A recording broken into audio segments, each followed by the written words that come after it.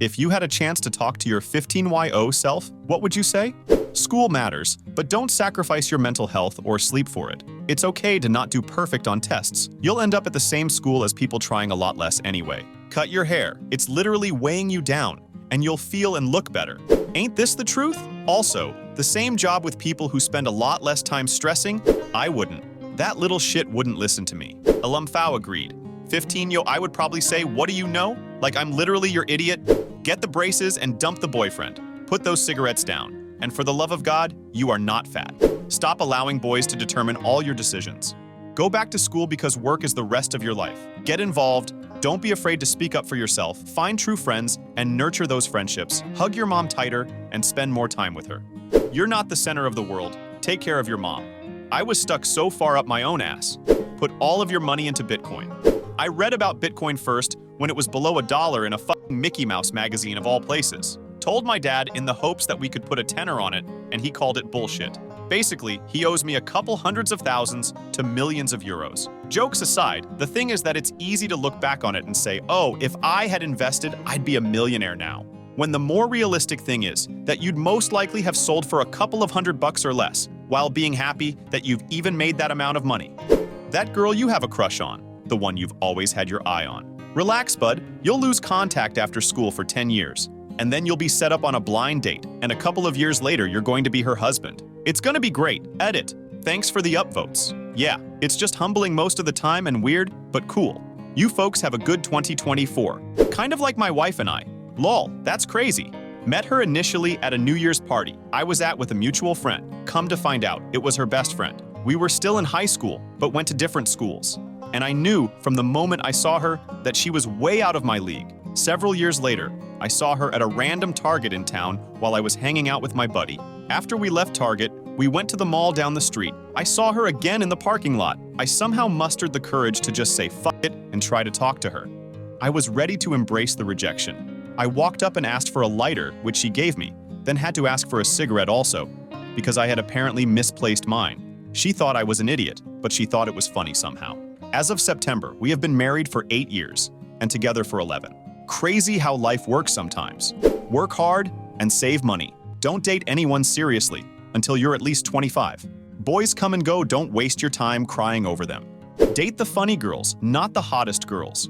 First, you're not going to be able to pull the hottest girls.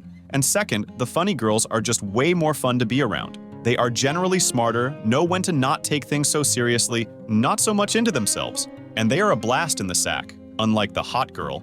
Stop talking to those people. You could have done so much better. Focus on yourself, find a fucking hobby, stop being a fucking prat. Hey dummy, I know you think tall men are hot, but they're not for you. There is something about a man who is over 6'5" tall that circumvents your critical thinking and ability to judge character for a good 6 months, so you will waste a lot of time with boring losers, absolutely convinced they are so smart and funny and nice. And then you'll wake up one day and realize, nope, no they're not, none of those things. They're just tall as hell. Trust me, short kings only, unless they are musicians. Musicians are also not for you. Also, I know you think you're fat, but you're a skinny bitch with huge boobs, so stop whining and do not go on a diet, for the love of God. Oh, also, get yourself along to a psychiatrist ASAP, because the sooner you get diagnosed and medicated, the better. You are absolutely riddled with ADHD, babe. Riddled. Nothing. I actually stuck the landing way better than I ever thought I could be this time in my life, and am genuinely worried any wisdom I impart would do far more butterfly effect damage than help. They are not really your friends, so stop telling them your personal business, because they will eventually use it against you. You won't get married until 30, so have patience. And start saving. You could have retired sooner. Now it's looking like you're going to be working until you go into a nursing home. You're about to receive a large sum of money from that accident when you were 7. Don't tell your friends. They will try to use you and then leave you when you listen to your parents and decide to be smart with it. It will cause you years of trust and self-worth issues that you will try to bury, unsuccessfully. Make sure that you are in this location at this time, you meet her there, and you have 2 wonderful kids together. She doesn't give a shit how much money you have and will make your life instantly and forever better. It was one of the few things I got right, so don't fuck it up. Also, yes, invest as dad tells you to. Also, our feet forever smell. Just wash and invest in amens. It's not your fault, and you never stood a chance. You are being raised by narcissistic idiots for whom you will never be good enough. Grieve the parents you deserve but never had and never will have, and then work on being good enough for yourself. You deserve to live. You deserve to love and be loved just the way you are. Don't change a thing for anybody. There's nothing wrong with you. Also, you're autistic and have ADHD. Your brain is wonderful and works in unique ways. You're not broken. I know it feels dark and lonely right now, and that's because it is.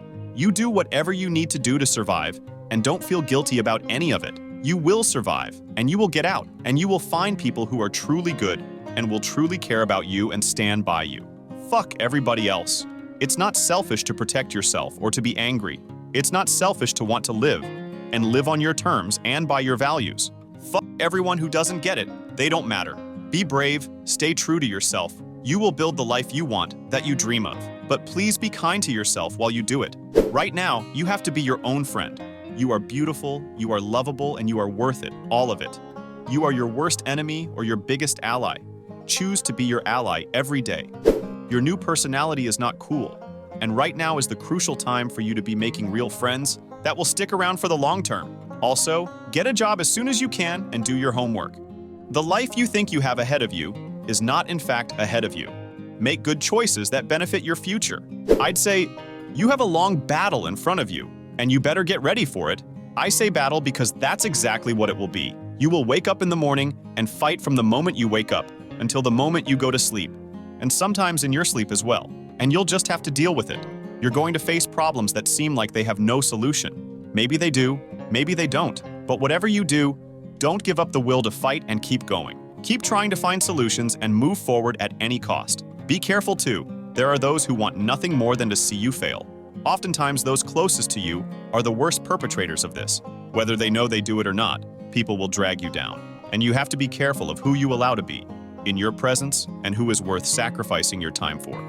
Because in the end, that's all we're really doing, is fighting for more time. And if you waste it doing things you don't enjoy or need to do, you'll end up with a wasted life. Put down the bong and focus on school. You don't need to have a significant other in high school. Stop waiting for your mom to step up and parent you, provide guidance or other life advice. You need to be the parent to yourself you wish you had. Seek the counsel of your parents. They don't give you a lot of advice because they assume, correctly, that you will just reject it because they are your parents. For better or worse, they are the people in this world who are the most like you and have already had a lot of experience with what you are struggling with now. They have a unique perspective that is particularly helpful for you. Your father is not healthy, and this town is not normal. Girls are vastly overrated, but you won't understand that for another 25 years, no matter how hard you try, so wrap it up and pull out.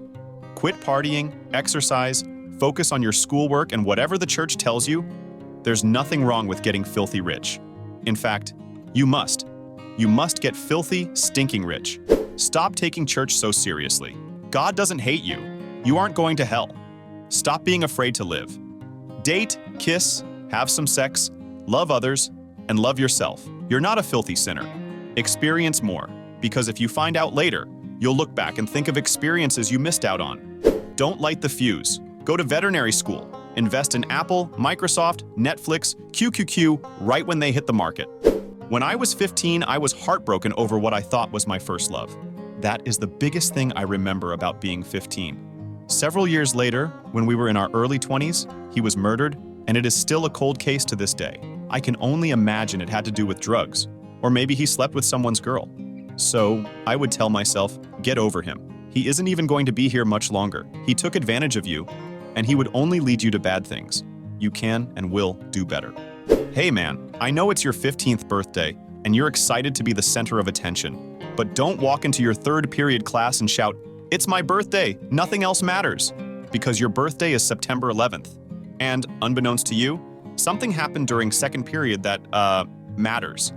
I'd tell him not to waste time with any of the girls he would date for the next 15 years, and where to meet his future wife earlier than I did. I'd tell him to do more for himself than certain other people, and to think about his career more. I'd also tell him not to spend so much time and money on cars, but which cars to seek out that he would be happy with keeping later on. I'd tell him to seek help for a few mental issues he had. I'd tell him to stop doing so many sketchy things because one day he'll have 3 wonderful kids, be married to the coolest woman alive, and they'd have an amazing life. But he would regret a lot of his legal past and losing a lot of people in his life. I'd tell him that he'll have to start dieting and not let his workout die when the marriage, children, career stresses are all happening at once.